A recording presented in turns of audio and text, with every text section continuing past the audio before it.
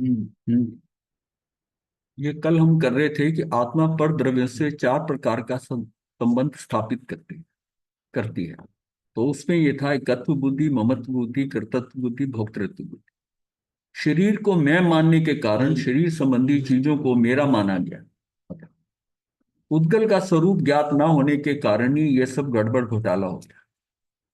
ये सारी गड़बड़ कहाँ हुई कि मुझे उद्गल को मैंने अलग नहीं समझा।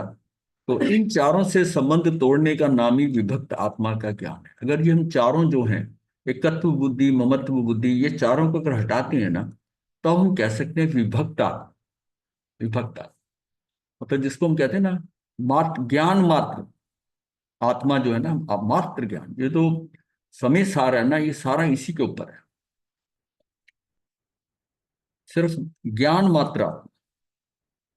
उसका मतलब है कि जीव को तत्व लेके कर रहा है। जीव तत्व की बात करिए समय सार, और तत्वार्थ सूत्र में जीव द्रव्य की बात की है।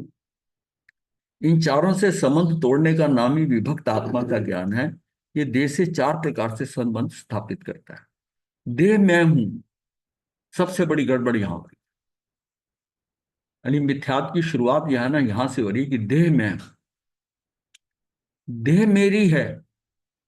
मतलब जब देह मैं हूं, इसका मतलब है कि अनंतानुबंधी कषाय है। देह मेरी है, ये जो है ये भी मिथ्यात्व। लेकिन इसमें आपने कह रहे हो कि अपने आप को अलग कर लिया। बट देह मेरी है, देह आपकी तो है नहीं है। देह की क्रिया का कर्ता मैं हूं, यह भी भाव गलत है। तू कर नहीं सकता, तू तो ज्ञाता दृष्टा है। तो देह की क्रिया का कर्ता मैं हूं, यह भी बात गलत होती है। और मैं देह का उपभोग करता हूं, तू ये भी नहीं कर सकता। यहां कोई ये कह सकता है कि देह मेरी है, ये बात तो समझने में आ सकती है, किंतु देह मैं हूं ऐसा कौन समझता है, इसका निर्णय आपको ही करना है। यानी कि शरीर के साथ एक मेक जो हुआ है ना, वो देह में है, वो देह से ही साथ। ये जब तक आत्मा का भान नहीं हुआ और आत्मा को पूरी तरह हमने समझ लिया। और ये सबसे ज्यादा क्लियर कब होगा, जब भेद विज्ञान हो जाए। जब आत्मा को और शरीर को वो समझ जाएगा कि ये दोनों अलग अलग है, कोई इसका कोई कॉम्बिनेशन नहीं, ये संयोग है, मात्र संयोग से ऐसा।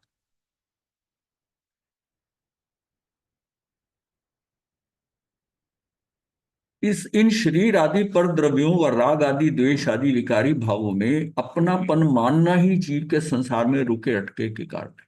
जब तक मेरे विचार ये हैं कि इसका कर्ता मैं हूं, कर्म को मैं बांधता हूं, राग द्वेष मैं करता हूं। जबकि ना तू राग द्वेष कर सकता है, ना कर्म बांध सकता है। निश्चय में तू ये दोनों ही नहीं कर सकता। लेकिन व्यवहार में तुझे ऐसा लगता है कि भाई मैं ही कर रहा हूं। मैं कर रहा हूं का जब भाव आ रहा है, तो शरीर को जोड़ के आ रहा है। भाई मैंने किया, मैंने दिया, मैंने किया। तो ये जब बात कर रहे हैं, ये तब है जब मैं शरीर और आप दोनों को एक में करके मैं शरीर को ही लेके चल रहा हूं। क्योंकि काम तो शरीर के द्वारा ही हुआ है, शरीर के द्वारा ही हुआ है। पर पीछे जिसको मैं कहता हूं कि मैंने कर्म बांधे, तो शरीर को अलग करके बात कर रहा हूं। मैं जो वास्तविकता है मेरी, कि मैं आत्मा हूं और मैं ज्ञाता दृष्टा हूं, मैं तो कुछ कर ही नहीं सकता, मैं तो अमूर्त हूं। तो मैंने कैसे कर दिया, मैंने किसी का भला कैसे कर दिया, मैंने किसी को क्या दे दिया। ये जब तक यह कि मैंने करा का भाव है, इसका मतलब तुम शरीर को साथ जोड़कर बात कर और अपने को उसके साथ समझ रहे हो। वो भी तब जब आप आत्मा को समझ रहे हो। नहीं तो आप करोगे कि शरीर ही मैं हूं। इन शरीर आदि पर द्रव्यों व राग द्वेष आदि विकारी भावों में अपना अपना मानना ही जीव के संसार में रुके अटके रहने का मूल कारण है। इसे ही दर्शन मोनीय या मिथ्यात्व कहा है। यही मिथ्यात्व है। इस पर में अपनेपन की मिथ्या मान्यता से इसके अनंत संसार का मिथ्यात्व और अधिक गाढ़ होता चला। तो इस पर में, ये जो पर है, ठीक है, उसमें ही अपनापन मानने से, मिथ्या मान्यता से इसके अनंत संसार का मिथ्यात्व और अधिक गाढ़ होता चला जाता है। मिथ्यात्व के नाश का और मोक्ष मार्ग पर आरूढ़ होने का एकमात्र उपाय यह है कि जीव कर्म को अपना कार्य करने दे। यानी पुद्गल अलग है, जीव कर्म को अपना कार्य करने दे। कर्म क्या है? वो पौद्गलिक है। तो जीव उसको अपना जो हो रहा है ठीक है, और स्वयं अपना कार्य करता रहे। तो जीव का कार्य क्या है? ज्ञाता दृष्टा। वो अपने ज्ञाता, जीव का अपना कार्य क्या है कि ये ज्ञान स्वरूप है, अतः अपने को ज्ञान स्वरूप ही देखे, जाने, श्रद्धान करे। इस प्रकार केवल अपने में अपनापन मानकर कर्म और उसके फल में अर्थात शरीर आदि पर पदार्थ और राग आदि पर भावों में अपनापन त्यागे। मतलब यह है कि जीव का अपना कार्य क्या है? ये ज्ञान स्वरूप है, अतः अपने को ज्ञान स्वरूप ही देखे। मैं सिर्फ जान सकता हूं, देख सकता हूं, जान सकता हूं, जानना ही बात है। अतः अपने को ज्ञान स्वरूप ही देखे, जाने और श्रद्धान करे, इस बात पर श्रद्धा भी करे। और इस प्रकार केवल अपने में अपनापन मानकर कर्म और उसके फल में अर्थात शरीर आदि पर पदार्थ और राग आदि पर भाव, इसमें अपनापन त्यागे। पर कैसे करेगा कि राग आदि मैं नहीं कर सकता, और पर पदार्थ है ये शरीर आदि, इसका भी मैं कुछ नहीं कर सकता। ये अपनापन त्यागना पड़ेगा। मेरा शरीर इतना अच्छा है, मेरे शरीर से है, मेरे शरीर से जुड़े ये लोग मेरे हैं, ये सारा जो है ना, ये इसको पर पदार्थ मान के अगर चलेगा और पर भावों से, पर भाव का, ये दोनों का त्याग करना है। और अभी अगर जब तक त्याग नहीं हुआ तो ये कर्म बंध का चलता रहेगा, क्योंकि मैं मानता हूं कि कर्म मैंने किया, मैं मानता हूं कि राग द्वेष मैंने किया। तो मैं खुद कहकर, ये खुद जानकर फंस रहा हूं, फंस रहा हूं। जीव के पर का कर्तापना, अहमपना, स्वामित्वपना तभी मिटेगा जब इसके स्वयं में स्वयपना आए। इसके स्वयं में स्वयपना आए। इसके बिना कोई कितना भी उपाय करे, चाहे अनेक बार मुनि पद भी धारे, तो भी पर का कर्तापन मिटकर मोक्ष मार्ग नहीं बन सकता। जब तक यही नहीं निकलेगा ना अंदर से, तो जीव मिथ्यात्व में ही है। जीव मिथ्या, अगर जीव, जिस जीव को सम्यक दर्शन नहीं हुआ, तो वो अपने आप को मिथ्यात्व ही समझे। यहां तक कि वहां से गिरा वो मिथ्यात्व ही है, क्योंकि वो मिथ्यात्व पहले गुण स्थान पे है।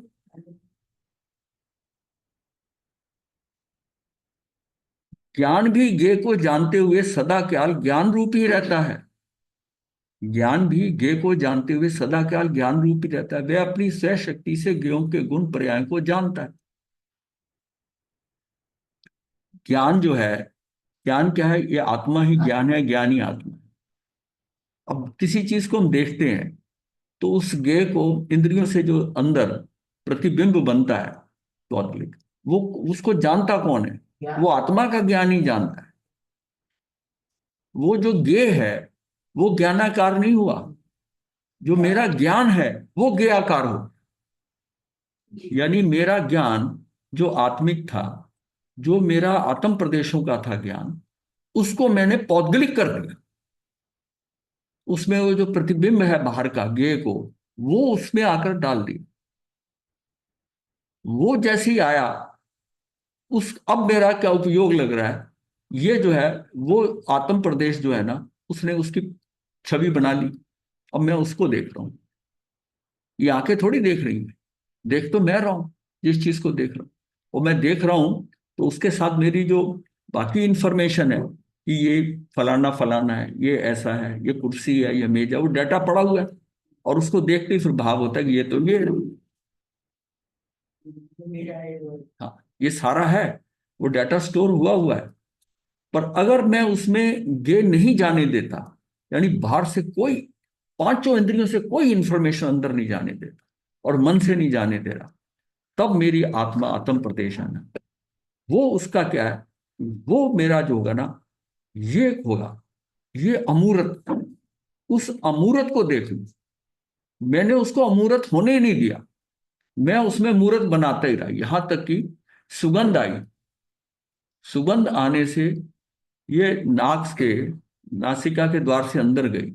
अब ये किसकी सुगंध है? ये गुलाब की है, गेंदे की है, चमेली की है। वो जब अंदर गई, तो क्या हुआ? वो सुगंधाकार हो गया। ये भी पौद्गलिक है, ये सुगंध भी पौद्गलिक है। उस सुगंध से भी हो गया।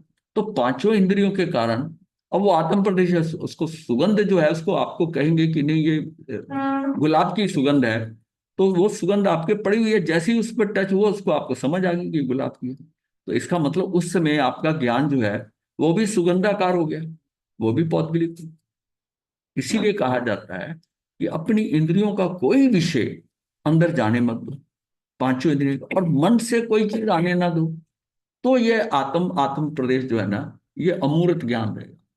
और अमूर्त ज्ञान को आपने देखा तो इसका पता कैसे चलेगा कि मैंने अमूर्त ज्ञान देख लिया? उस समय मुझे अमूर्त सुख होगा। उसका जो मापक है ना, वो अमूर्त सुख है। उसमें एक अलग अलग तरह का आह्लाद पैदा हो जाएगा। क्यों? उस आत्मिक उन चीजों को आप देख रहे हो, उसमें कुछ भी पौद्गलिक नहीं है। और देखने वाला कौन है? वही आत्मा ही आत्मा को देखने वाला है। तो उसमें जो उस टाइम सुख पैदा होगा, आत्मिक सुख होगा, ये भी अमूर्तिक सुख है। और यही सुख जो है, ये पौद्गलिक सुख से बहुत डिफरेंट है।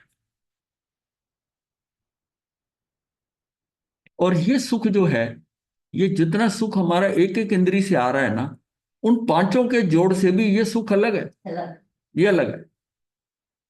इसलिए आपको पता चल जाएगा कि ये कैसा सुख हुआ। तो ये मानो कि अगर ये सुख हुआ है, तो आपने, आपको जो है ना, आत्म प्रदेशों को आपने। और फिर इसका साक्षात्कार कैसे होता है? ये बात है दर्शन मोनि की, कि जिसमें दर्शनावरणी क्रम से आप उसको देख लो। दर्शनावरणी क्रम से देखो। हाँ, देखना उससे होगा। ये सिर्फ श्रद्धा गुण है, श्रद्धा हो गई मेरी उस समय। और जब देखना होगा, जब सम्यक दर्शन का जब साक्षात्कार होता है, तो उसमें आत्मा के साथ शरीर का बिल्कुल स्प्लिट देखना है। इतने कम समय के लिए है, उसके सारे गुण भी दिखाई दे, गुण भी पता चलेगा और आत्मा भी दिखाई दे। वो उसका साक्षात्कार।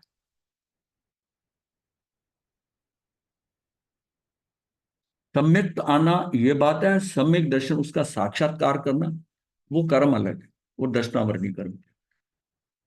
ज्ञान भी ज्ञ को जानते हुए सदा काल ज्ञान रूप ही रहता है। वे अपनी स्वय शक्ति से ज्ञों के गुण पर्याय को जानता है, परंतु ज्ञ रूप नहीं होता, वो वैसा रूप नहीं होता। एक समय के लिए वो ऐसा बना, अब पांचों इंद्रिय, दूसरी इंद्रिय की इंफॉर्मेशन आ गई, वो कितनी जल्दी पलट रहा है, एक एक समय के अंदर बदलती है। ज्ञानी जीव स्वयं को ज्ञेय रूप मानता है, ये तत्व बुद्धि है। ज्ञानी जीव स्वयं को ज्ञेय रूप मानता है, जो देख रहा है ना वो उस रूप मानता है, वो एक तत्व बुद्धि है। ये मेरे हैं मानता है, ये ममत्व बुद्धि है। जो उसको अंदर पिक्चर आ रही है ना, तो उसको नजर आता है कि ये तो मेरा बेटा है, ये तो मेरी पत्नी है, ये तो मेरा घर है, वो जो है। तो उसमें ममत्व बुद्धि आ गई, क्योंकि ये मेरे हैं, ये गे तो मेरा है, जो मैं देख रहा हूं अंदर। मैं गे का करता हूं, ये मानता है, तो कर्तृत्व बुद्धि। वो कहता है ये तो मैंने किया था, मैंने समाज को संभाला, ये तो मैंने आपको बताया था। ये उसका कर्ता भाव हो जाएगा, कर्ता भाव हो जाएगा। मैं ज्ञों का भोगता हूं मानता है, तो भोक्तृत्व बुद्धि है।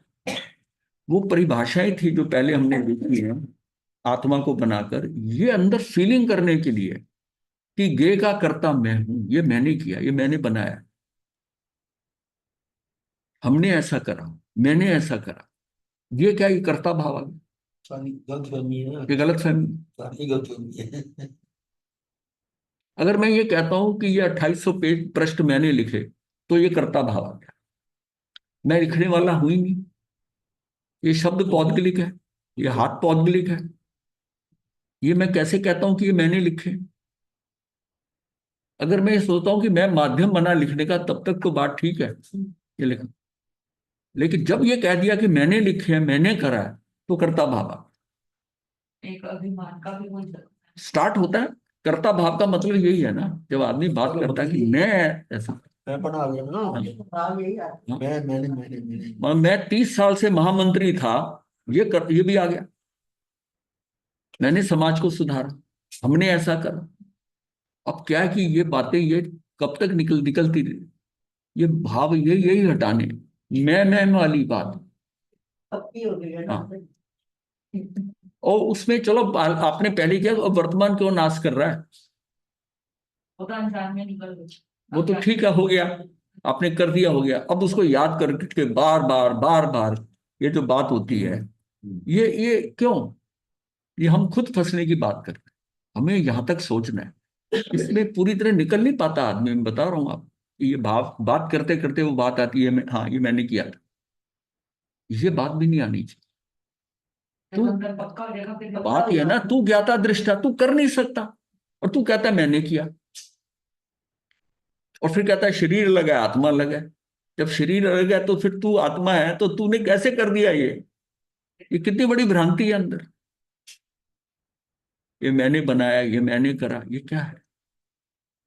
पर ये अंदर से निकलता नहीं है, वो व्यवहार से जो चलता आ रहा है। पर धीरे धीरे समझ के अपने आप को हटना है, और हम अपनी क्रियाओं में जो हम बात बोलते हैं करते हैं उससे हम अलग हों। हम धीरे धीरे छोड़ें इस बातों को। ये हमें अभ्यास करना होगा। अज्ञानी जीव इन विविध रूपों में वह अपना मिथ्यात्व कायम रखता है। ये मिथ्यात्व है सारा। अब इस बात पे किसी को मिथ्यात्व कह दो, उसको बुरा लगेगा। अब जिसको सम्यक दर्शन नहीं हुआ, वो अपने आप को समझे मैं मिथ्यात्वी हूं। यहां तक कि सम्यक दर्शन हो गया तब भी मिथ्यात्वी हो सकता है। क्यों? वो आकर गिर सकता है। जब तक शायक नहीं हुआ, शायक नहीं हुआ, तब तक वो क्या है? तब कभी भी नीचे आ सकता है, कभी तभी भी नीचे आ सकता है। हाँ, और ये है, एक बार स्पर्श कर लिया तो बस वो बेड़ा पार है उसका। स्पर्श कर लिया तो इसका मतलब है कि मैं भवी हूं, एक बात। दूसरा यह है कि मेरा अर्ध पुद्गल परावर्तन से ज्यादा समय नहीं है। वो ज्यादा से ज्यादा लटकते लटकते भी इतने में तो हो ही जाऊंगा मुक्त, जबकि ये भी अनंत भव है। लेकिन फिर भी पता है कि ये अर्ध पुद्गल परावर्तन से ज्यादा मेरा समय नहीं है। ये प्रूव हो जाता है जब एक बार उसे औपशमिक समय दर्शन हो गया, औपशमिक हो गया। पर वो वहां से गिरकर दूसरे गुणस्थान से मिथ्यात्व में आ गए। लेकिन भाभी भाव बदल के फिर भी बोल जाते। तो इस बात को समझ के चलो कि ये सारा जो हो रहा है, अगर अगर हमने उसमें नहीं टिके हुए सम्यक दर्शन में, तो मिथ्यात्वी ही है, तो मिथ्यात्वी ही है। तो जीव ने स्वयं को कर्म और नौकर्म शरीर आदि का कर्ता माना है। इसका कारण है कि उनका निमित्त नैमित्तिक संबंध है। शरीर के साथ हमारा कोई संबंध नहीं है, अलग अलग, पर निमित्त नैमित्तिक संबंध है। प्रभावित हो रहे हैं, ये हमसे अलग है। मतलब कर्ता कर्म वाला संबंध नहीं है हमारा। मार वाला है। हाँ, कुम्हार वाला संबंध है। हाँ, जो दाहिने हाथ वाली लाइन थी ना, जो बनाया था, वो ट्रायंगल बनाई थी, तो उस ट्रायंगल के हिसाब से कि कुम्हार जो आके जैसे कर रहा है, वो कुम्हार आकर निकल गया। कर्ता कर्म में तो दोनों एक में एक हो गए, तो छूट नहीं सकता कर्ता कर्म से। मिट्टी जो है वो घड़े में से छूट नहीं सकती। कर्ता कौन है? मिट्टी है, बना घड़ा है। पर कुम्हार जो है ना, वो निकल जाता है करके। हाँ, वो जो संबंध है घड़ा बनने का, वो निमित्त नैमित्तिक संबंध है। यही हमारा जो आत्मा शरीर के साथ संबंध है। निमित्त नैमित्तिक संबंध से तो प्रभावित हो रहे हैं, प्रभावित हो, पर हमारा जब मर्जी निकल जाए, उसके साथ संबंध जो है वो तदात्म संबंध नहीं है। संयोग हुआ, निकल गया, वो चला गया। संयोग, जिसका संयोग हुआ उसका वियोग हो जाएगा। उसकी डोरी डंडा चाक सब निकल जाएंगे। तो जीव के मोह राग द्वेष रूपी भावों के निमित्त से कार्मन वर्गना स्वयं कर्म रूप परिणमित होती है। ये परिणमन उनके स्वयं के उपादान से स्वयं काल की योग्यता से होता है। दोनों शब्द है, उपादान से स्वयं काल की योग्यता से। मतलब एक तो जीव के अंदर उपादान होना चाहिए, योग्यता होना चाहिए, और उस योग्यता का उदय होने का स्वयं काल भी होना चाहिए, जो क्षणिक उपादान है। अब जैसे केवल ज्ञान और सम्यक मेरे अंदर है, ये मेरे उपादान में, मेरी योग्यता में है, पर हो क्यों नहीं रहा? इसलिए उसका जो समय है, काल है, जो उसको हम कहते हैं क्षणिक उपादान, उस क्षण जब उपादान वो निकल के बाहर आएगा, उस समय होगा। और ये हम कह देते हैं काल लब्धि परिपक्व हो गई। काल प्रज्ञा मतलब वो उपादान जो अंदर पड़े हुए हैं, सुप्त अवस्था में पड़े हैं, वो जागृत होकर काम कर दिया उसने। पर वो हरेक का अपनी काल लब्धि के अनुसार पड़ा है, कब किसको कहाँ, द्रव्य क्षेत्र काल भाव से कहाँ होना है। पर हमको तैयारी तो हमेशा करनी है ना। हमें वो बता के तो आएगा ही नहीं। तो हमें अपना पुरुषार्थ तो रखना ही पड़ेगा। और पुरुषार्थ रखेंगे तो फिर चार समवाय फिर आएंगे साथ में। जब होना होगा तो चार समवाय भी इकट्ठे होंगे और उससे कार्य होगा। मुझे सिर्फ पुरुषार्थ करना है। वो चार जो आएंगे वो मुझे थोड़ी बता के आएंगे। वो चार आगे मैंने पुरुषार्थ नहीं किया तो तब भी फ्लॉप हो गया। ये परिणमन उनके स्वयं के उपादान से स्वयं काल की योग्यता से होता है। जीव उसका लेश मात्र भी करता नहीं है। ये उसके, अब इसमें वो उपादान कब आएगा? अब इसका आप कैसे करता होगे फिर कि मैंने ऐसा करा, मुझे सम्यक दर्शन हो गया, मुझे केवल ज्ञान हो गया। ये अगर बात कहती है, तेरे हाथ में था क्या? वो क्षणिक उपादान ठीक है, तेरे पास ये है, अनादि से है, केवल ज्ञान भी है, पर किस भाव में कहा कब होना है ये तेरे हाथ में है क्या? इसका मतलब है कि कितनी माइक्रो लेवल तक की प्लानिंग होती है, और जिसमें तू इंडल्ज नहीं हो सकता, ये सारा व्यवस्था में पड़ा हुआ है। जीव उसका लेश मात्र भी करता नहीं है। जीव का राग भाव निमित्त रूप से उपस्थित है। इसलिए अज्ञानी अज्ञानी को ऐसा भ्रम होता है कि जीव ने कर्म बांधा। ये उसका राग भाव जो है ना, ये उसकी उसका क्या है? हाँ, उसके ऊपर उसको ये लगता है कि मैंने बांधा, कर्म को बांधा। एक नियम ध्यान में रहे कि जो कोई करता है वो अपने भावों का ही करता है। अगर मैं कुछ करता हूं तो मैं अपने भावों का करता हूं, और किसी का मैं करता हो नहीं सकता। ये भी अपने बड़ी क्लैरिटी से समझ लें, ध्यान में रहे कि जो कोई करता है वो अपने भावों का ही करता है। मैं बोल रहा हूं, ये भाषा जो है जो बोल रहा हूं कैसी हो रही है इस पे मैं नहीं, पर इसके पीछे जो बोलने का भाव है, ये बोलूं, उसका तो मैं अंदर से करता हूं। पर ये जो भाषा निकल के ये आ रहा है, जो भी आ रहा है कि मैंने इतना बढ़िया भजन गाया, मैंने इतना अच्छा प्रवचन किया, तू कर ही नहीं सकता। अगर आत्मा को लेके चलता है तो तू कर ही नहीं सकता। हाँ, शरीर कर रहा है और ये सारा पौद्गलिक है। तू आत्मा, तू कर कैसे सकता है? ये दोनों दोनों द्रव्य अलग अलग है। ये कितनी बड़ी भ्रांति! अगर यही नहीं निकला तो मिथ्यात्व में तो है ही है।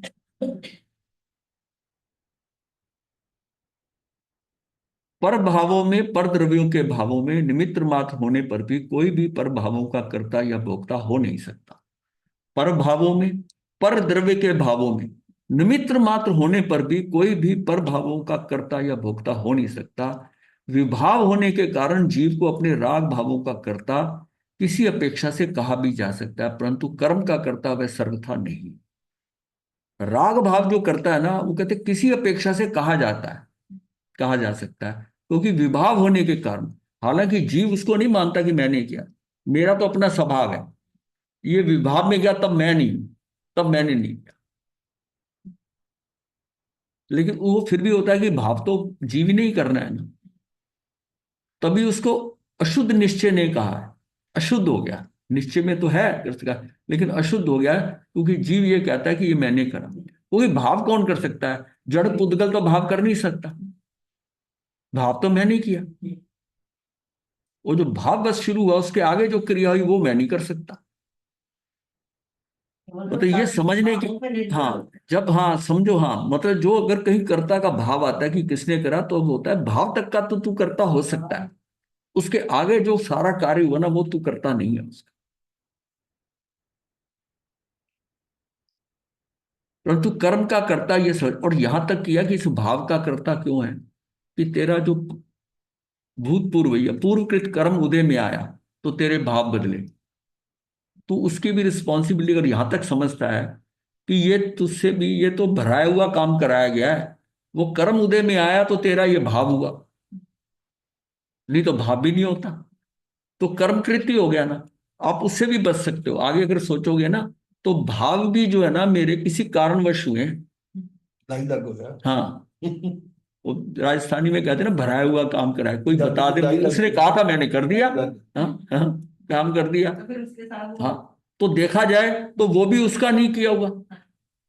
इसलिए आत्मा ज्ञात है। तो मतलब ये बात ना बड़ी, इसको मैं क्यों बार बार करता हूं, ये बात हमारे, हमें अगर आगमों का ज्ञान नहीं है, कुछ ज्ञान नहीं है, कोई करते नहीं, हम इतनी सी बात समझ जाए, ये जो चार है ना आत्मा से, ये हटा दें इस तरह, और कर्ता भाव निकल जाए, हमारा कल्याण हो जाएगा। चाहे कोई ग्रंथ नहीं पढ़ा, इतनी बात समझ जाए कि मैं कर्म का करता नहीं, राग द्वेष का मैं कर नहीं सकता, मैं तो आत्मा हूं। मेरे अंदर कर्ता भाव भी चला, जब मैं आत्मा हूं तो मैं कर ही नहीं सकता। ये मेरे नहीं है, ममत्व है, अहमत्व खत्म हो जाए, ममत्व खत्म हो जाए, ये चार खत्म हो गए, विभक्त आत्मा हो गई बस। तो ये आचरण में आ गया, आपको कुछ पढ़ा लिखा नहीं है, कुछ किया नहीं, तो क्या फर्क पड़ता है? मोक्ष हम का- पोथे पढ़ पढ़ के इतनी ज्ञान इतना रट लिया, मैंने ये भी याद कर लिया, ये भी कर लिया, और ये समझ में नहीं आया, तो फंसे का फंसा हुआ है। उसमें ज्यादा उलझ गए हैं। नहीं, हाँ। जन्म मरण तो उसमें बिल्कुल गलती नहीं है। की मतलब हमें तो सार अगर समझ के और आचरण में ये सार आ जाए, और धीरे धीरे हम अपना इस बात के अंदर आगे चलें कि क्रोध मान ये मैं कर नहीं सकता, मुझे अपनी संज्ञाएं पता है, इसको मैं कैसे हटाऊं। धर्म बड़ा आसान है, निकलना बहुत जितना आसान है, मुश्किल समझ रहे हैं उतना इजी है। इजी है। पर हम इसलिए कि हम वो जो पीछे ढेर है ना, उस सारे को दिमाग में लेके घूम रहे हैं, दिमाग में लेके उसमें मुझे उलझ जाते उसमें उलझ जाते। मैं कह रहा हूं आपको किसी को कुछ नहीं बताया करना, आपका अपना कल्याण हो जाएगा। आपको इतना समझ आ गया, आप समझ, आप उसी समय हल्के हो जाओगे अगर समझ आएगा ना कि टेंशन किस बात की है। क्योंकि ये भी शब्दों का परिग्रह है ना, इसलिए मैं कहता हूं कि इसको याद मत करो, इसको समझ कर ना मना लो कि मैं क्या कर सकता हूं, ये तो मैं कर सकता हूं, ये तो मेरे बस में है, उतना कर दोगे, उसी से कार्य हो जाएगा। अपनी आत्मा में ही हाँ। करते हाँ। और तो आप जितना इनिशियल काम करोगे ना, उससे जो आत्मा का निर्मलता आएगी ना, वो आगे को और करा देगी कुछ। ये पहला कदम उठाओ ना, हैं। तो बाद में यात्रा तो पूरी हो जाएगी। और पूरी यात्रा तो बहुत लंबी लगती है, और शुरू शुरू ही गलत, शुरुआत ही नहीं की हुई है। विभाग होने का कारण जीव को अपने राग भावों का कर्ता किसी अपेक्षा से कहा भी जाए, परंतु कर्म का कर्ता वह सर्वथा नहीं। मतलब इन दो में से एक को मानकर, एक को तो मानने को तैयार ही नहीं है कि कर्म का कर्ता वो है ही नहीं है। उसी प्रकार जीव सुख दुख का भोगता है, कह सकते हैं। भाई सुख दुख कौन भोगता है? सुख दुख जड़ थोड़ी भोगता है। अब भोक्ता की बात, सुख दुख का भोक्ता कह सकते हैं, परंतु कर्म का या पर वस्तु का भोक्ता वह सर्वथा नहीं है। ये आत्मा जिस कारण से कार्य सिद्धि अवश्य हो, उस कारण रूप उद्यम करे, वहां तो अन्य कारण मिलते ही मिलते हैं, और कार्य की सिद्धि भी होती ही होती है।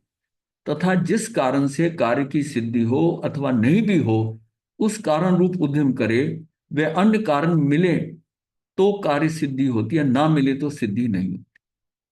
उस कारण रूप उद्यम कर रहा है वो, अन्य कारण मिले तो कार्य सिद्धि होगी, नहीं मिले, बाकी चार नहीं आए, तो सिद्धि नहीं होती। तब भी स्वीकार भाव, जैसे इसका समय नहीं आया, अगर हम अपेक्षाएं रख के कर रहे हैं, हम तो उस वर्तमान स्थिति के अंदर जो कुछ मुझे उचित लग रहा है मेरे ज्ञान के कारण, हम वो करते जाए, हमारी कोई अपेक्षा नहीं। हमारी अपेक्षा सम्यक दर्शन की नहीं है, हमारी केवल ज्ञान की नहीं है, हमारी मुक्ति की अपेक्षा नहीं। आप समझते हैं कि ये ठीक है, आपके ज्ञान के अनुसार ये ठीक है, अब वो करते थे। क्योंकि व्यवस्था में क्षणिक उपादान में सब पड़ा हुआ है, वो अपने आप आएगा। संतुष्टि रखो। घर में कोई सामान आता है माता के, चार पांच घर में बच्चे हैं, एक बच्चा दौड़ के आता है इसलिए, और एक बच्चा ऐसा होता है कि माता ने दे देना है, वो पहले हाथ करके आ गए या छीनने की कोशिश नहीं करता, वो चुपचाप खड़ा रहता है। वो सबको देती है माता, उसको बुला के थी तू भी ले ले, वो लेता है चलता, उसको पता मुझे मिल जाना है, मुझे मिलना है, लेकिन वो उतावलापन नहीं दिखाता। तो ये पहले ही मांगते कहीं पहले मांगते हैं, वो अपेक्षा है कहीं कम ना हो जाए, कहीं मुझे मिले ना, ये जो डर है ना उसका, एक आगे ठीक है, मुझे माँ अपने आप देगी, ये संतुष्टि। मतलब अपेक्षा ही नहीं रखे जिंदगी में, वो दुखी नहीं होगा। और जिसने ये अपेक्षा रखी हुई है बच्चे ने कि पहले मुझे दे, मैं बड़ा हूं, ये सब छोटे हैं, ये माता ने छोटे को कैसे दे दिया, वो अपने आप दुखी होता रहे, और माता के सामने जो आया उसको दे देगी, उसको कहता है मैं बड़ा हूं।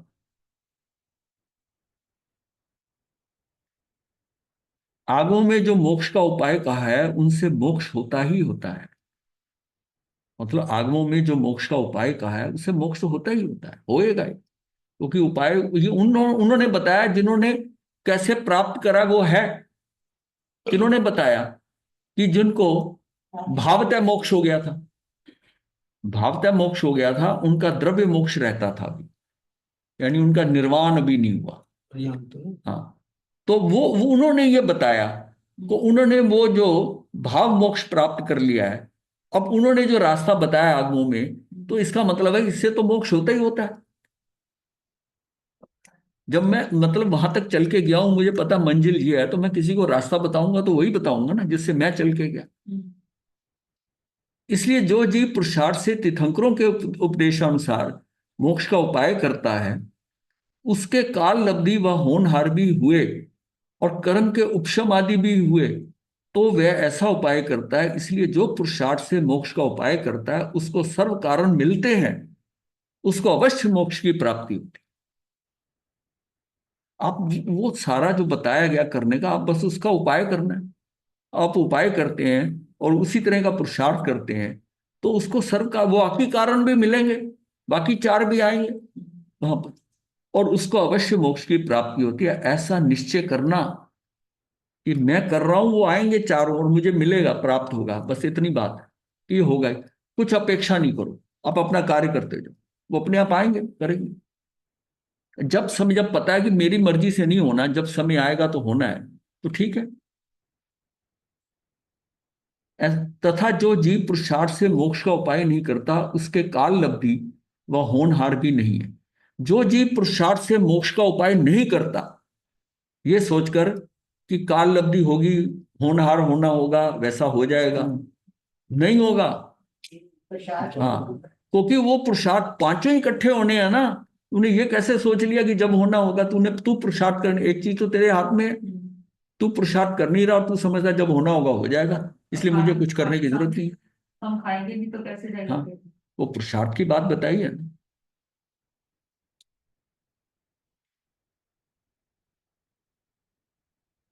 तथा जो जीव पुरुषार्थ से मोक्ष का उपाय नहीं करता, उसके काल लब्धि व होनहार भी नहीं और कर्म के उपशम आदि भी नहीं हुए, तो यह उपाय नहीं करता। इसलिए जो पुरुषार्थ से मोक्ष का उपाय नहीं करता, उसको कोई कारण नहीं मिलते, उसको मोक्ष की प्राप्ति नहीं होती, ऐसा निश्चय करना। उक्त कथन में पंडित टोडरमल जी कार्य की निष्पन्नता में पुरुषार्थ को प्रधान रखकर काल लब्धि आदि अन्य कारणों को भी अनिवार्य उपस्थिति बताई है, कि बाकी आएंगे आएंगे। वस्तुतः पांचों समवायों का समवाय ही कार्य का उत्पादक है। ये कहना कोरी कल्पना ही है कि पांचों समवाय में से यदि एक भी कारण नहीं मिला तो कार्य नहीं होगा, क्योंकि ऐसा संभव ही नहीं है कि कार्य होना हो और कोई कोई समवाय ना मिले। ये कभी हो ही नहीं सकता। ये सारी व्यवस्था में इतना पड़ा है कि जिस समय वो होना है वो हो गई। इतनी माइक्रो लेवल की प्लानिंग है, तो उसमें आप कौन होते हो उसमें कि ये करने वाले कि ये ना हो, वो ना हो, ऐसा नहीं हुआ तो ऐसा क्या है। आपको तो जो अपना लगता है वो अपना कार्य करते रहो, बाकी तो जो होना है हो जाएगा। ये सोचो मैंने पुरुषार्थ करा वो बाकी नहीं आएंगे, उसने कहा जब होना है ना, तो ये सवाल ही नहीं कि कार्य होना हो और कोई समवाय ना मिले। जब कार्य होना होता है तो सभी समवाय होते ही होते हैं। पुरुषार्थ को मुख्य करके ये बात पंडित टोडरमल जी ने बहुत स्पष्ट लिखी है।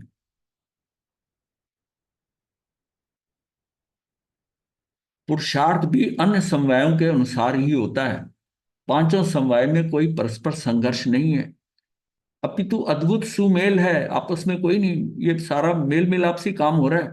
पांचों पांचों समवाय में कोई परस्पर संघर्ष है ही नहीं है। अब यहां हमने ये कर लिया।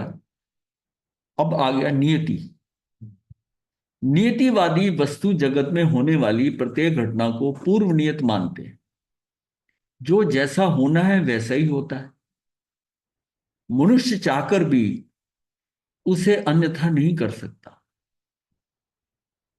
मतलब नियतिवादी जो है वो जगत, मतलब जो घटना घट रही है भाई जैसी होनी थी वैसी होती है, मनुष्य चाहकर भी उसे अन्यथा नहीं कर सकता। इस संदर्भ में जैनेन्द्र सिद्धांत कोशकार की टिप्पणी द्रष्टव्य है। जो कार्य या पर्याय जिस नियत निमित्त के द्वारा जिस द्रव्य में, जिस क्षेत्र में व काल में जिस प्रकार से होना होता है, वह कार्य उसी निमित्त के द्वारा उसी द्रव्य क्षेत्र काल में उसी प्रकार से होता है। ऐसी द्रव्य क्षेत्र काल व भाव रूप चतुष्ट में समुदित नियत कार्य व्यवस्था को नियति कहते हैं। क्षेत्र काल का सारे सारे तो सारे वो वैसे ही आएंगे। अगर किसी को प्लेटफॉर्म के बेंच पे सम्यक दर्शन होना है तो प्लेटफॉर्म के उस बेंच पे बैठे हुए उसको सम्यक दर्शन हो गया, तब वो वहां उसी क्षेत्र पे होना है। उस टाइम क्या वो ध्यान साधना कर रहे थे? नहीं, वो बैठे शांत बैठे थे। हाँ, शांत बैठे हुए उपयोग लगा अंदर, वो हो गया, चुपचाप कोई बैठे। स्थान लेना था तो अपने आप को हाँ, चले गए। हो जाता उसी हिसाब से। इससे अकर्मण्यता और स्वेच्छाचारिता का लक्ष्य हो जाता है। अब इसमें ये जो अगर बात अगर ये ऐसा लिखा है ना ज्ञान सिद्धांत में, इससे कई बार अकर्मण्यता की मुझे करने की कोई जरूरत नहीं है, स्वेच्छाचारिता मतलब स्वच्छंदी हो जाता है कि मुझे क्या जरूरत पड़ेगी, स्वेच्छाचारिता का लक्ष्य हो जाता है। नीतिवादी क्रियावाद और अक्रियावाद दोनों में विश्वास नहीं करते। नीतिवादी जो होता है ना वो क्रिया में भी नहीं विश्वास करता और अक्रियवाद में उसमें भी नहीं करता। अक्रियवाद दोनों में विश्वास नहीं करते। जैन दर्शन अनेकांत सिद्धांत का प्ररूपक है। वह नीति को सर्वे सर्वा ना मानकर उसका सापेक्ष सत्ता स्वीकार करता है। भगवान ने भी नीति को लिया है लेकिन उन्होंने उसको नियति को सर्वे सर्वा नहीं माना है। उसकी सापेक्ष सत्ता को स्वीकार किया कि जब पांचों समवाय आएंगे तो उसमें नियति भी है। अब ये समझो नियति क्या है? नियति मेरा ही अपना किया हुआ जो है, पिछले जन्म में जो मैंने भाव किया कि ये ऐसा हो जाए, ये ऐसा हो जाए, वो नियति बना दी उसके पीछे। अब ये कैसे कि मेरी मांगी हुई है, नीति भी तो मेरी मांगी हुई है क्योंकि और कोई करने वाला है ही नहीं। ये सारा भाव प्रधान जितना लोग है इसमें जो कुछ हो रहा है वो मैं जो भाव कर रहा हूं उन्हीं भावों का ही प्रसारण आगे जाके मिल रहा है। और जिसमें मैंने भाव किया उसमें परिस्थितियां और थी उस भव में, अब इस भव में आता तो परिस्थितियां बदल गई। अब अपने ही भाव से मैं दुखी हो रहा हूं, अब मुझे सूट नहीं करता, आप समझते हो नहीं ये तो गलत है, तो फिर मैं उसको चेंज करता हूं और फिर आगे चलता है। मतलब मेरी सर एक ये होता है कि जो आ रहा है ठीक है, तू भाव ही मत कर। भाव तभी करता है ना कुछ अपेक्षाएं होती हैं, तू अपेक्षा ही ना कर, भाव ही ना कर, तो अपने आप मिलेगा। तो गुरु जी नीति कर्म ही आएगी। नीति क्या होता है? कर्म होता है नहीं? नीति ना पहले से भाग्य बन जो सकता बात आपने इंटेंट दे दिया, प्रोग्राम दे दिया, ये ऐसा हो कहा आपने, वो फिर वैसा होता है। अब नियति में क्या है कि सुकुमालिका ने देखा एक स्त्री को 5 पुरुषों के साथ और भाव कर लिया और निदान कर लिया और वो स्थिति आ रही है। वहां से तो वो देवलोक गई, वहां से वो द्रुपद की बेटी बनी द्रौपदी। अब वह जो संबर हो रहा है वहां पर जब ये हो रहा है कि तेरे 5 पति हैं तो वो उस हिसाब से वो दुखी हो रही है। उसमें जंगाचारण जा रहे थे, उन्होंने रुककर उसको बताया ये तेरा ही मांगा हुआ है जो कुछ हो रहा है। ये उसको बड़ा अस्वाभाविक लगा कि एक पुरुष की 5 पत्नियां तो हो सकती हैं पर एक स्त्री के 5 पुरुष पति कैसे हो सकते हैं? उसने कहा तेरा ही मांगा हुआ है, ये नीति ये है। तेरा निदान पिछले जन्म का है, तू इसका अभी भी तू आलोचना करके इसका प्रायश्चित ले ले। उसने ले लिया, कर लिया, इसलिए वो 5वें देवलोक गई। वरना वो निदान किया हुआ था, वो फल वैसे होता तो कहाँ जाती। फिर अंत में संयम भी ले लिया जब पांडवों ने संयम लिया। तो ये सारी चीजें जो है ना ये व्यवस्था में पड़ी हुई हैं, व्यवस्था में पड़ी हुई हैं। अब ये भगवान जो नियति की बात कर रहे हैं ना, ये सम्मक नियति की बात कर रहे हैं। मतलब कुछ करूं ही नहीं मैं, हो जाए नहीं, मतलब वो उस नियति की बात कर रहे हैं कि आपका पुरुषार्थ कभी फेल होता है ना तो नियति से फेल हो सकता है आपने जो पुरुषार्थ कर, क्योंकि अभी जो आप पुरुषार्थ कर रहे हो वो उतना नहीं है जिस हिसाब से आपने पुरुषार्थ करके नियति मांगी हुई है, इसलिए वो ज्यादा पक्की है। अब ये इस बार का जो पुरुषार्थ किया वो हल्का पड़ गया, तो जैसा आप चाहते थे वैसा नहीं हुआ। मथे बंदा महाराज जी, हाँ जी। अभी आपने बताया कि द्रौपदी 5वें देवलोक में गई, लेकिन वो हमारे 16 सतियों में भी तो एक है ना। हाँ वो हाँ, तो सतियां होने का मतलब ये थोड़ी है कि जिसमें, हाँ पोस्ट थोड़ा गई है। हाँ, सतियां सारी मोक्ष थोड़ी गई हैं। तो उनको केवल ज्ञान नहीं हुआ, तो जो सारी सतियां थी, नहीं नहीं नहीं, बता रहा हूँ ना। हाँ, कहाँ? सीता डेवलप में है। जो सीता 16 देवी सती, में है, सीता जो 12वें 16 देवी में है। सीता जो को भी 16 जंगल में लिया हुआ है। हाँ, सीता 12वें देवल में, और अभी उसके 8 या 9 भव है रहते। चलिए चलेगी। अच्छा है। मतलब तो जरूरी जो नहीं है, जरूरी नहीं मतलब उन सतियां हैं, सतियां नहीं है। देखने को तो मोक्ष में सुदर्शना महावीर की बहन भी केवल ज्ञान जी। प्राप्त कर ली, प्रियदर्शना ने भी मोक्ष प्राप्त किया, 16 सतियों की बात पर जी। उसमें 16 सतियां में नहीं, मतलब 16 सतियों में इंक्लूड नहीं किया गया। वो तो कुछ फिर और पैटर्न से है। तो मतलब 16 सतियों का क्या, केवल ज्ञान हो वो गया। क्यों मानते हैं? हाँ, उनको भी सारे थोड़ी है 16, उसमें 16 सती। नहीं नहीं, उनको हम क्यों 16 सतियों में मानते हैं, जैसे अंजना हाँ, देवी? इसका कोई ऐसा रीजन नहीं है। उसको उस समय जैसा नाम आया, जिन्होंने मोक्ष में जाना है, कर रहे हैं, उनको सत्यों में मान लिया, पर सारी मोक्ष जाने वाली, कैवल्य प्राप्त वाली नहीं है अभी। ओ, ओके महाराज, हम तो यही सोचते हैं कि वो सब नहीं नहीं नहीं उनको नहीं। केवल ज्ञान हुआ। ओके। हाँ, सबका नहीं है। महावीर के टाइम पर तो हाँ, 800। ब्राह्मी सुंदरी, ये सारा वो नाम आते हैं ना। हाँ। अब देखिए, ब्राह्मी सुंदरी पहले से थी, पर प्रमुखा नहीं थी, जैसे चंदन बाला है। ऋषभदेव भगवान की जो प्रमुखा थी वो सुभद्रा थी। सुभद्रा थी। ब्राह्मणी ने तो पहले ही संयम ले लिया था। सुंदरी को रोका हुआ था भरत ने। भरत ने तो 60,000 वर्ष के बाद जब वहां से आया, ये तब तक एमबिल करती रही। वो उससे शादी करना था। हाँ, ऐसा बताना ही नहीं ना एकदम से कैसे बता। हाँ, तो ये मतलब ऋषभदेव भगवान ने ब्राह्मी को तो लिपि, सारी भाषा का वो सारा सिखाया। सुंदरी को गणित का, गणित की उसके विशेषज्ञ बना दिया था, गणित के ऊपर। लेकिन वो भाव था सुंदरी का, भरत का भाव था कि मैं इससे शादी करूंगा। नहीं, ये बहन तो बाहुबली की थी। मतलब सगी बहन नहीं थी, सगी बहन नहीं, लेकिन ये तो उस टाइम आ रहे में तो सगी और उसमें जुगलियों वाली बात थी ना अभी।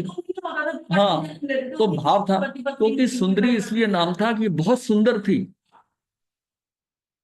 तो भरत जाते हुए रोक गया, पर इतनी इतनी बात होती है कि उसने रोका।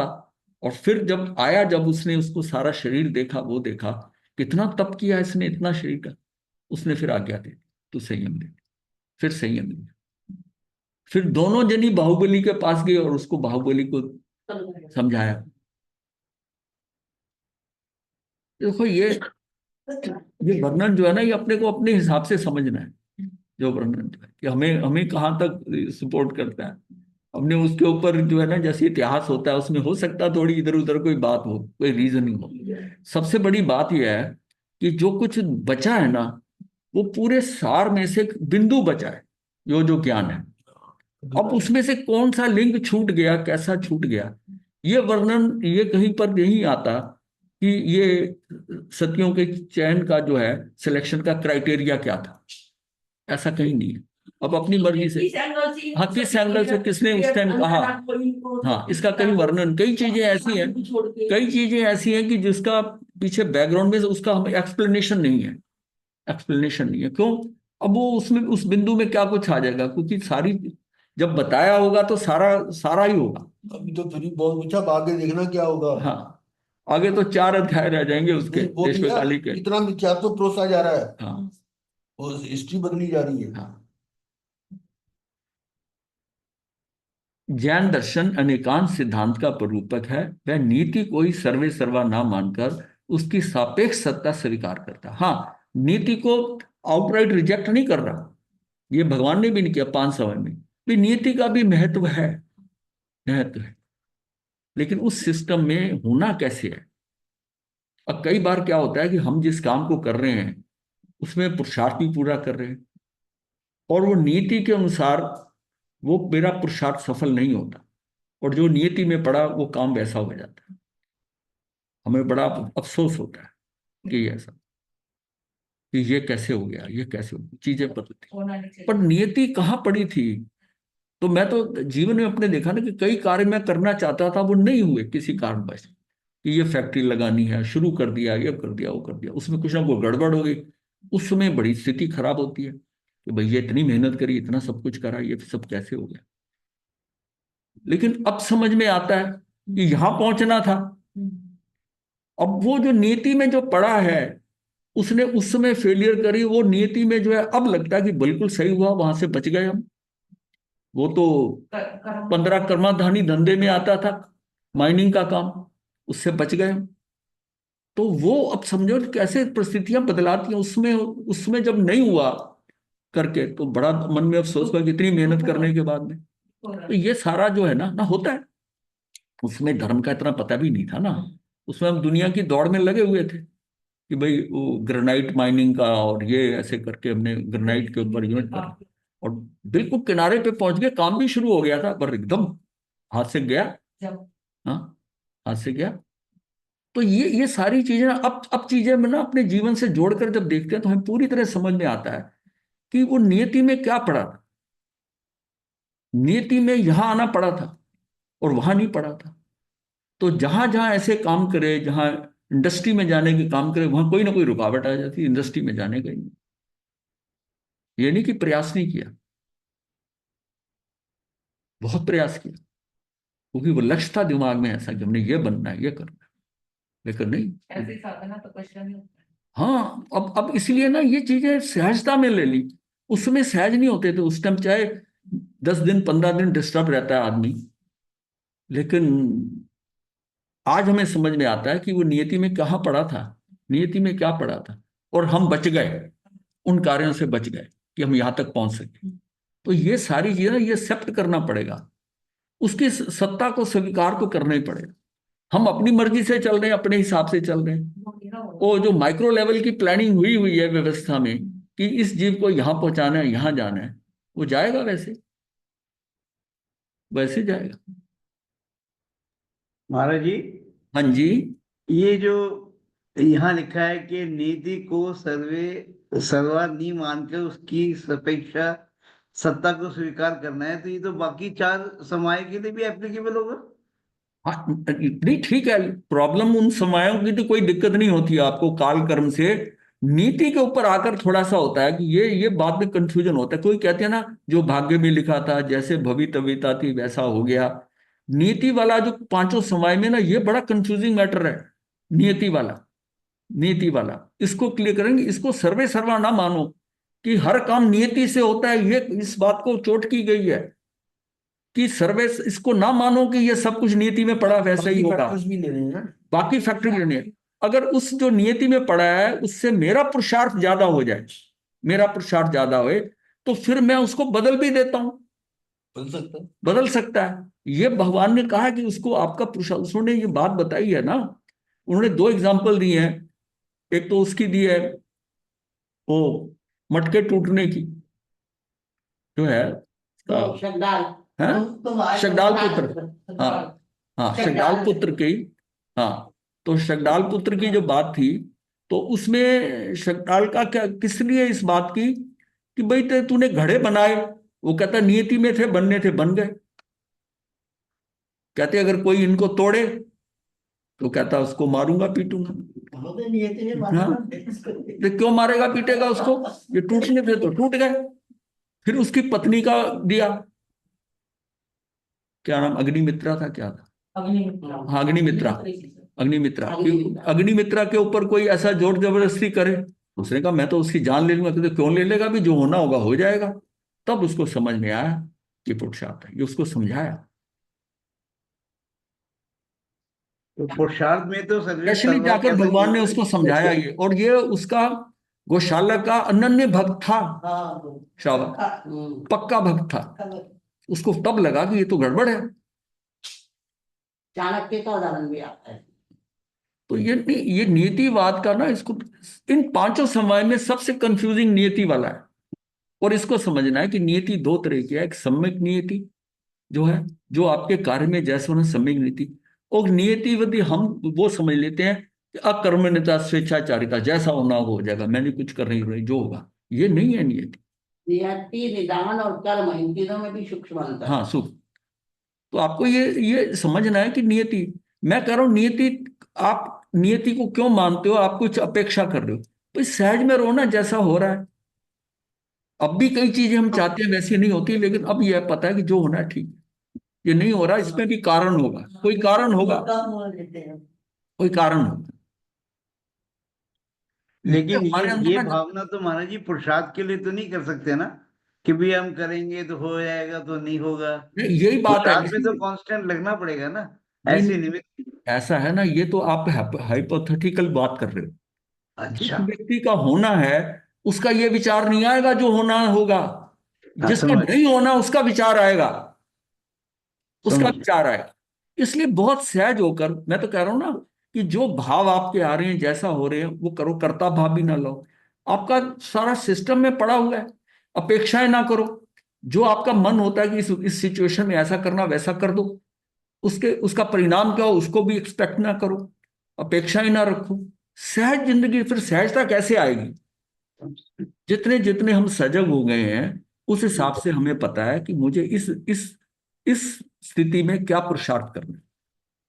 जब तक मेरा जितनी मैं सजगता नहीं, मेरे में अज्ञानता है, तो मुझे वो आएगा नहीं पुरुषार्थ, या मेरा पुरुषार्थ कुपुरुषार्थ लगेगा। अब मैं सजग हो गया, मुझे पता है कि ये सही है ये गलत है, जिस लेवल का भी मुझे समझ आ गया, उस हिसाब से मेरा पुरुषार्थ अंदर से होगी ना भाव की मैं ये करूं, तो वो करो आप, तो करो। और उसका परिणाम क्या है उसको एक्सपेक्ट मत करो, क्योंकि आप दुखी हो गए। अगर परिणाम पहले सोच लिया और वैसा हुआ नहीं तब दुखी। आपने कर दिया, परिणाम जो आ गया उसको स्वीकार भाव से ले लो कि यही होना था, तो आप कितने सहज हो जाओगे। जो मन में आया, जो अच्छा समझते हो वो कर दिया, परिणाम जो आया उसको स्वीकार कर लिया, बस ठीक है। टेंशन किस बात की है? मतलब उसको समझना है। अब जितने काल तक रहना है, जितने काल तक कमरा दो को मिलना है उतने तक मिलना है। जब एक को मिलना है, समय आता है वो एक को मिल गया, इसका मतलब वो जो पीछे का जो आर्त ध्यान है वो हमने कर्म मान लिया। और जब मिलना होगा मिल जाएगा। अब ये मिल रहा है ना, इसमें आनंद है, चल देखी जाएगी जो होगा। और जब मिल रहा है वो मिल जाना था। ये इस लेवल पे सोचो, स्पेशली मैंने आपके लिए कहा है। हाँ, उसमें उसमें ये है कि हमें उस सहजता, फिर नहीं तो फिर सहजता नहीं आएगी। मेरे लिए तो अच्छा हो गया। हाँ, ये सहजता नहीं आएगी, क्योंकि वो जहां जैसा सिस्टम पड़ा है वो आएगा। वो चाहे साथ में रहे तब भी आएगा, हाँ, नहीं रहेगा तब सब भी आएगा, तब भी आएगा। इसलिए सहज कैसे हो जाओगे? और सहज हो जाओगे तो सरल भी हो जाओगे। जब तक सहजता नहीं आई सरलता भी नहीं आएगी। फिर तो आप अपने उसको पाने की कोशिश में थोड़ा बहुत घुमाओगे चीज को। ये सजग होना जरूरी है, सहज होना जरूरी है, सरल होना जरूरी है, और एक और अभी कार्य है, स्थिर होना जरूरी है। स्थिरता। अब ये मंथली पुत्र गौशालक जो था ये नियतिवाद का प्रणेता था। उपासक दशांक सूत्र में मंथली पुत्र गौशालक उसके मत नियतिवाद का स्पष्ट उल्लेख है। उसमें कुंड कौलिक, ये कुंड कौलिक के साथ भी ये होता है, कुंड कौलिक श्रमणोपासक और गौशालक के अजीविक मत के उपासक शकडाल पुत्र की घटना प्रसंग मिलते हैं। दोनों ही प्रसंग नियतिवाद का एकांगी अवधारणा पर प्रहार करते हैं। मतलब नियतिवाद की एकांगी अवधारणा जो है ना उस पर प्रहार कर रहे हैं। ये तो क्या है? श्रमणोपासिक कुंड कौलिक के समक्ष परीक्षा हेतु एक देव प्रकट हुआ। ये भी भगत था आचार्य इसका, भगवान महावीर का श्रमणोपासिक कुंड कौलिक प्रकट हुआ और बोला गौशालक की नियतिवाद की धर्म प्रज्ञप्ति सुंदर है। भगवान महावीर की उत्थान कर्म बल वीर पुरुषाकार पराक्रम ठीक नहीं है। अब ये क्या है? उत्थान कर्म बल वीर पुरुषाकार पराक्रम भगवान ने ये बताया है। ये स्टेजेस हैं आपके पुरुषार्थ की। इस स्टेज में अदरवाइज इसको बताते ही क्यों वो? ये उत्थान का मतलब मेरे अंदर करने का भाव आए, फिर मैं कर्म करूं, जाके करूं, फिर मेरे अंदर उतनी शक्ति होनी चाहिए, वो शक्ति का उपयोग सारा उसी जगह वीर लगना चाहिए, और उठाकर जो चीज मैं करना चाहता था मैंने कर दी, वो पुरुषाकार पराक्रम हो गया। तो ये सारा जो है ना ये ठीक नहीं है, क्योंकि सब कुछ भाव नियत है। अब ये जो बात अपने मन में आती है वो उस देव ने कही है कि ये सब भावी, इसलिए श्रमण भगवान महावीर की धर्म प्रज्ञप्ति सुंदर नहीं है। देव ने कुंड कौली को आकर कहा कि भगवान की महावीर की जो प्रज्ञप्ति है, जो जो कर रहे हैं ये गलत है, और गौशालक की ठीक है। भगवान महावीर मानते हैं कि सब भाव अनियत है। कुंड कौलिक ने देव से पूछा, हे देव, तुमने ये दिव्य रिद्धि द्युति यश और प्रभाव कैसे प्राप्त किया? जो तेरा ये प्रभाव है सारा, जो तेरी द्युति है, यानी कि जो प्रकाश है, प्रभा है, हाँ, वो सारा तूने ये कैसे प्राप्त किया? तो देव ने कहा, देवानुप्रिय, मुझे तो ये रिद्धि प्राप्त हुए वह उक्त यावत बिना पराक्रम के हो गई। मैंने कुछ नहीं किया देव बनने के लिए, ये तो मुझे प्राप्त हो गई। तब कुंड कौलिक ने युक्ति पूर्ण कहा, हे देव, यदि तुमने ये रिद्धि आदि बिना उत्थान या बिना पराक्रम के प्राप्त की है, तो फिर जिन जीवों ने उत्थान यावत पराक्रम नहीं किया, वे देव क्यों नहीं बने? वो देव क्यों नहीं बने? यदि तुमने देव ने मतलब तुमने रिद्धि आदि का उत्थान पराक्रम से की है, तो तुम्हारा ये कथन मिथ्या हो जाएगा, भगवान महावीर की धर्म प्रगति सही साबित हो जाएगी। अब ये जैसी सुना, कुंड कौली के ऐसा कहने से देव संदिग्ध हो गया कि बात तो ये सही कह रहा है। वह जिस दिशा से आया था उसी दिशा में चला गया। ये बात है ना, ये बाद में ये कुंड कौलिक भगवान के दर्शन करने गए ना, तब भगवान ने उसके साथ ये बात करी कि तेरे पास देव आया था? तो उसने कहा हाँ आया था। उन्हें बोला, जो तुमने उत्तर दिया बहुत ही उत्तर सही दिया, और उसको पूरा दिया। तो भगवान ने उसको ये बताया। दूसरा दृष्टांत शगडाल पुत्र कुंभकार का था। वह नीतिवाद के प्रणेता कुशालक का मुख्य शिष्य था। भगवान महावीर उसकी कुंभकारशाला में ठहरे हुए थे। ये उसकी डेलिबरेटली गए थे। ये भगवान का वहां संवत्सरण के अंदर ये गलती से चला गया, ये सोचकर कि उन्होंने कहा ना कि वो आए हुए हैं, भगवान आए हुए हैं, तो ये समझा शायद गोशालक आए हुए, ये उसको ही मानता था। वहां जाकर वो पहुंच गया, और पहुंचकर जब सारा सुन रहा है तो इसको बड़ा अजीब लगा, ये सब क्या कह रहे हैं, ये तो कोई और है ये कह रहा है। वो उठ के आ गया। अब भगवान को समझ आ गई, ये बता, वो चलकर इसकी कुंभकारशाला में आए, इसकी आज्ञा मानी और उसमें ठहरे, और फिर ये वर्णन उनके साथ चलता है। भगवान ने उसे संबोध देने के प्रयोजन से कहा, शगडाल पुत्र, ये मिट्टी के पात्र उत्थान कर्म बल वीर पुरुषाकार पराक्रम, ये सारा चीज पांचों पुरुषार्थ ही समझ लो, से तुमने बनाए हैं, अथवा उत्थान यावत पराक्रम के बिना ही निर्मित हो गए, यानी तेरे बिना किए ही निर्मित हो गए। तो शगडाल पुत्र बोला, बनते, ये अनुत्थान यावत पराक्रम के बिना ही निर्मित हो गए, ये तो होने थे हो गए, उत्थान आदि का कोई अस्तित्व नहीं है, ये सब नियति के कारण निष्पन्न हुए हैं। भगवान महावीर ने युक्ति पूर्वक समझाते हुए कहा, शगडाल पुत्र, कोई तुम्हारे पात्रों का अपहरण छेदन भेदन करे, अथवा कोई तुम्हारी पत्नी संगमित्रा, अग्नि संगमित्रा, पत्नी संगमित्रा के साथ भोगों का भोग करे, तो तुम उसे क्या दंड दोगे? शगडाल पुत्र, मैं उसे मारूंगा पीटूंगा, यावत उसकी जीवन लीला ही समाप्त कर दूंगा। भगवान महावीर ने कहा, शगडाल पुत्र, यदि ये सब कुछ नियति है, तो अब ना तो कोई तुम्हारे पात्रों का छेदन आदि कर सकता है, ना ही तुम उसको दंडित कर सकते हो, क्योंकि तुम्हारे मतानुसार नियति सब कुछ करती है। यदि तुम ऐसा दंडित करते हो तो इसका अर्थ हुआ कि तुम जो कह रहे हो कि उत्थान यावत पराक्रम आदि कुछ नहीं है, तो ये सब कुछ नियत है, ये तुम्हारा कथन ही मिथ्या हो जाएगा। भगवान महावीर का वचन सुनकर शगडाल पुत्र का विचार बदल गया, वो संबुद्ध हो गया। और उक्त दोनों ही दृष्टांत इस तथ्य को सिद्ध करते हैं कि गोशालक पक्का नीतिवादी था। उसका बद्ध मूल अवधारणा थी कि सब कुछ नीति के अधीन है, जगत की सारी क्रियाएं नियत हैं। अब ना कोई नीतिवाद का प्रतिपादक है और ना ही इनका कोई ग्रंथ है, परंतु नीतिवाद को हर मनुष्य मानता है। ऐसा नीतिवाद वर्तमान में मनुष्यों की रग रग में समाया। ये नीतिवाद घुस गया, होनी बलवान। और दूसरे धर्म में बहुत, हमारे धर्म में ही बहुत है, ऊपर वाला इधर वाला था। पहले हिल गया, आज 1 मिनट। व्यवहार से मनुष्य का अनुभव है कि उसने भरपूर पुरुषार्थ परिश्रम किया, परंतु असफल रहा। व्यवहार से किसी ने अत्यल्प पुरुषार्थ किया और अत्यधिक सफल रहा। व्यवहार से मनुष्य के पुरुषार्थ की महत्ता को नहीं माना, और नीति में जो लिखा होता है वही होता है। वह नीति कौन तय करता है? गोशालक मत है कि कोई एक तीसरी शक्ति नियति है, वह सबकी नियति तय करती है। मतलब ये तो ऊपर वाला करता है, उसके ऊपर वाले को बड़ी मानता था। हाँ, वह सभी की नियति तय करता है। होनी की ही अनहोनी नहीं होती, अनहोनी की होनी नहीं होती, होनी की अनहोनी नहीं होती, और अनहोनी की होनी नहीं होती। गाना है। ये एकांतिक मत है। महावीर भी नियति को मानते थे, परंतु वह नियति कोई तीसरी शक्ति तय नहीं करती, जीव स्वयं ही तय करता है।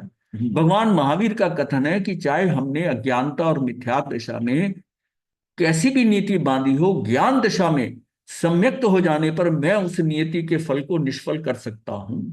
चलो सफल सुफल आने पर सुख को सुख ना मानूं, सुखी करने वाले के प्रति राग ना करूं, दुष्फल आने पर दुख से दुखी ना हूं, दुखी करने वाले निमित्त के प्रति द्वेष ना करूं, तो वो नियति मेरे आत्म पुरुषार्थ से निष्फल हो जाती है। हो गया। कनेक्शन लगा दिए। चलो